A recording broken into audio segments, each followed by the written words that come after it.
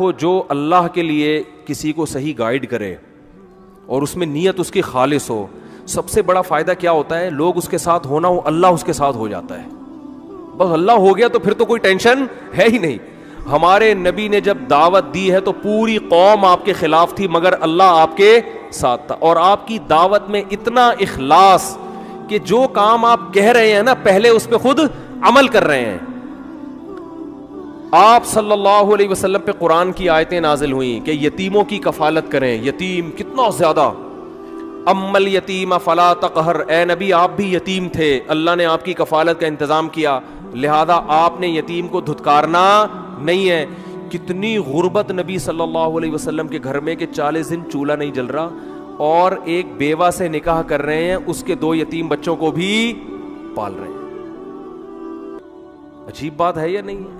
ہمارے ہاں تو کروڑپتی آدمی کہتا ہے بھائی یہ میں اپنے پیدا نہیں کر رہا, 2 کے بعد تیسرا خرچہ ہو جائے گا, میں دوسروں کے بچے لے کے کیسے پالوں؟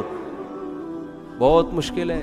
یا تو ہمارے نبی کروڑپتی ہوتے نا تو ہم کہتے ہیں یار اچھل میں پیسہ اتنا تھا کہ آپ نے کہا چلو لوگوں میں معاذ اللہ نقل کفر نباشت تھوڑی واہ واہ ہو جائے گی, بھائی یتیموں کو پالا ہوا ہے تو اتنا پیسہ ہے تو چلو 2 انویسٹمنٹ ہو جائے گی, لیکن لوگوں میں امیج کیا بن جائے گا؟ اچھا ادھر دیکھ رہے ہیں کہ گھر میں چولہا نہیں جلتا.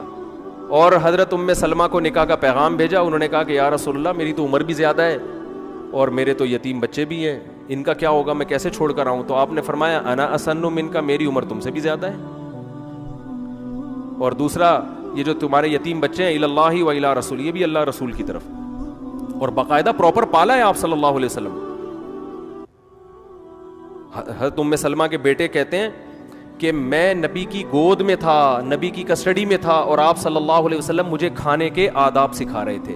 یہ جو حدیث ہے نا کہ کھانا سامنے سے کھاؤ, بسم اللہ پڑھ کے کھاؤ, اس حدیث کے راوی نبی کے سوتیلے بیٹے ہیں, اور کہہ رہے مجھے نبی نے یہ طریقہ سکھایا کہ کھانا ہمیشہ اپنے سامنے سے کھانا ہے اور بسم اللہ پڑھ کے. میں جب یہ حدیث لوگوں کو سناتا ہوں میں کہتا ہوں دیکھو یہ حدیث کھانے کے آداب کے طور پہ تو بیان کی جاتی ہے, لیکن اس حدیث سے بھی پتہ چل رہا ہے کسی بیوہ سے نکاح کر کے اس کے یتیم بچوں کو پالنا بھی نبی صلی اللہ علیہ وسلم کی بولو سنت ہے, اور یہ کھانے سے بڑی سنت ہے. کھانے کے آداب کے تو زبردست مذاکرے ہوں گے نا, یہاں سے بوٹی لینی ہے, یہ والا لیگ پیس یہاں سے کرنا ہے, بڑے تمیز سے بوٹی پوری صاف کرنی ہے, چھیچڑے چھوڑنے, پوری رپورٹ پیش ہوتی ہے کھانے پینے کے آداب, کیا کھانا ہے. اچھا کھانے میں بھی کھائیے, سادہ کھانے کھائیں, یہ والا یہ ذرا بعد میں, یہ والی روایتیں اب ظاہر ہے مرغے سامنے رکھے ہوئے ہوں تو یہ والی سنت کون بیان کرے گا کہ سادہ کھانا کھانا سنت ہے. تو پورا کھانا ہے اور اچھی طرح کھانا ہے. کمزوری طاقتور مومن اللہ کو کمزور مومن سے زیادہ محبوب ہے, لہذا ایک کے جگہ 2 پلیٹیں کھانی ہے. حالانکہ طاقتور طاقت کم کھانے سے آتی ہے, زیادہ کھانے سے نہیں آتی ہے.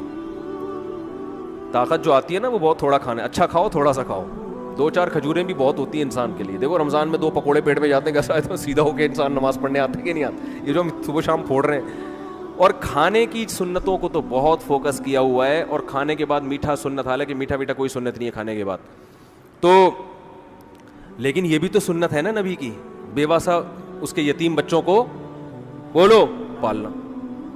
تو یہ والی سنت کیا ہے؟ تو نبی صلی اللہ علیہ وسلم پھر غزوہ خندق میں آپ اپنے ساتھیوں کے ساتھ, صحابہ نے شکایت کی بھوک کی کہ پیٹ پہ پتھر بندھا ہوا ہے, آپ نے اپنا قمیض ہٹائی تو ایک کے بجائے کتنے پتھر تھے؟ 2 بندے تھے. تو لیڈر میں جب یہ صلاحیت ہوتی ہے نا, جو موٹیویشن کرنے والا اس میں جب یہ صلاحیت ہو کہ قربانی دینا جانتا ہو وہ, تو پھر وہ حقیقت میں کیا بنتا ہے؟ لیڈر بنتا ہے. گھر کا بھی لیڈر بنے گا, گھر میں بھی آپ خرچ کرنا